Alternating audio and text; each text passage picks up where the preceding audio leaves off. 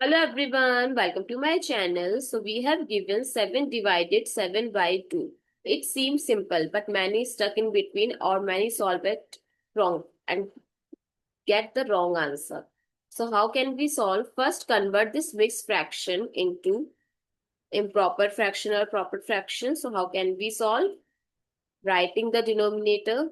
Now multiply with the whole and add the numerator. Now 7 divided here multiplication and addition. So don't solve it like this 7 plus 1 8 and 8 times 2 16. No. 2 times 7 14 plus 1 by 2. So 7 divided 15 by 2.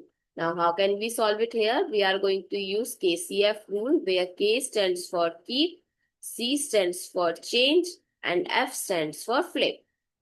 How can we apply? Keep the left hand, change the symbol and flip the right hand. They said. So it becomes 14 by 15.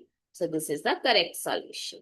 I hope it's clear and you find it useful. So don't forget to share your feedback through like, share, comment and subscribe to my channel. And if you have any doubt related to any math question, comment down below. Thank you so much for watching this video. See you in the next video.